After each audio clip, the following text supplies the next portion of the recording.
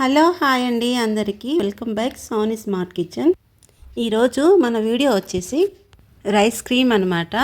ఈ క్రీమ్ గనక మనం ఫేస్కి అప్లై చేస్తే ఫేస్ మీద ఉన్న బ్లాక్ మార్క్స్ కూడా రిమూవ్ అయిపోతుంది. ఈ రైస్ క్రీమ్ని ఎలా ప్రిపేర్ చేయాలో డీటెయిల్గా చూసేద్దాం. దీనికోసం ముందుగా ఒక బౌల్ అయితే తీసుకోండి. దీంట్లో ఒక 100 గ్రామ్స్ వరకు రైస్ అయితే తీసుకున్నాను. నేను ఇక్కడ స్టోర్ రైస్ తీసుకున్నానండి. మీరు కావాలంటే పాలిష్ రైస్ కూడా తీసుకోవచ్చు. సో ఈ రైస్ని ఇప్పుడు 2 టైమ్స్ వరకు అయితే క్లీన్ చేసుకోవాలి. మనం చాలా డబ్బులు పెట్టి బయట ఫేస్ క్రీమ్లు కొంటూ ఉంటాం కదండి. అలా కాకుండా ఇంట్లోనే తక్కువ డబ్బులతో ఇంకా చాలా తక్కువ ఇంగ్రీడియంట్స్తో మనం ఫేస్ క్రీమ్ అయితే రెడీ చేసుకుందామండి. ఇప్పుడు బియ్యం అయితే క్లీన్ అయిపోయింది కదా. ఒక గ్లాస్ వాటర్ వేసి ఇది ఒక 5 గంటల సేపు అయితే నానబెట్టుకోవాలి. ఈ రైస్ ఎంత బాగా నానితే క్రీమ్ కూడా అంత బాగా వస్తుందండి. ఇప్పుడు చూసారా 5 గంటల తర్వాత రైస్ అయితే బాగా నానిపోయింది. ఇప్పుడు దీన్ని ఒక మిక్సీ జార్లో వేసుకుందామండి. బియ్యం అయితే బాగా నానిపోతేనే మిక్సీ జార్లో వేసుకోవాలండి. లేకపోతే మాత్రం క్రీమ్ అనేది మంచిగా రాదు. కొంచెం టైం అయితే పడుతుంది. ఇప్పుడు మిక్సీ జార్లో ఉన్న రైస్ మునిగేంత వరకు రైస్ వాటరే వేసుకొని బాగా గ్రైండ్ అయితే చేసుకోండి. ఇప్పుడు మిగిలిన రైస్ వాటర్ని ఒక గ్లాస్లోకి వేసుకోవాలి. దీన్ని పక్కన పెట్టేయండి. ఇది లాస్ట్లో ఏం చేయాలో చెప్తాను. ఇప్పుడైతే బియ్యాన్ని బాగా గ్రైండ్ చేసాం చూడండి.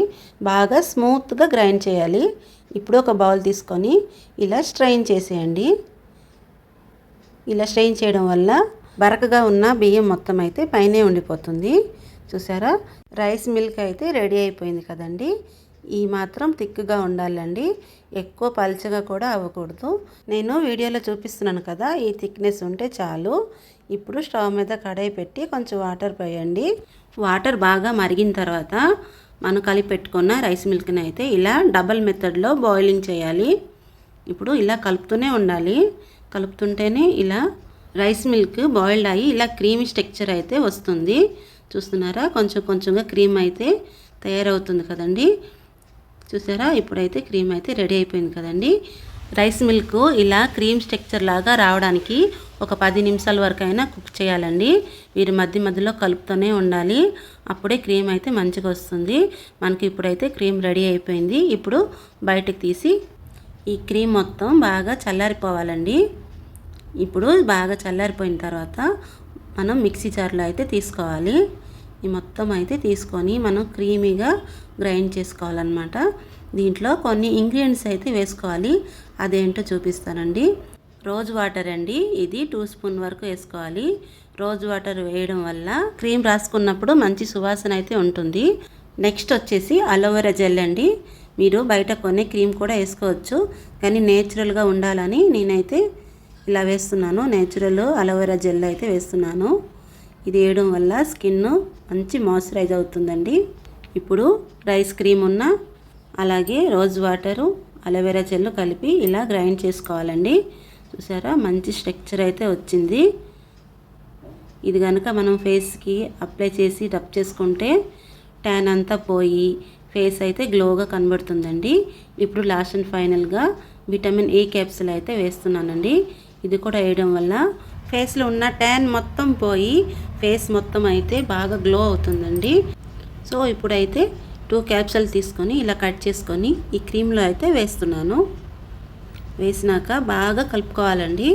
ఒక 5 నిమిషాల వరకు అయితే బాగా ఇలా కలుపుతూనే ఉండాలి. అప్పుడే మనకి క్రీమ్ స్ట్రక్చర్ అయితే పర్ఫెక్ట్గా వస్తుంది. ఈ క్రీమ్ని కనుక మీరు డైలీ అప్లై చేసుకుంటే మీ స్కిన్ అయితే చాలా గ్లో అవుతుంది. ఫేస్లో ట్యాన్ మొత్తం పోయి చాలా క్లీన్గా ఉంటుంది. ఈ క్రీమ్ని ఇలా ఒక బాక్స్లో అయితే నేను స్టోర్ చేసుకుంటున్నాను. ఇలా చేసుకొని మీరు ఫ్రిడ్జ్లో పెట్టుకోవచ్చండి. మీకు కావాల్సినప్పుడు తీసుకొని అప్లై చేసుకోవచ్చు.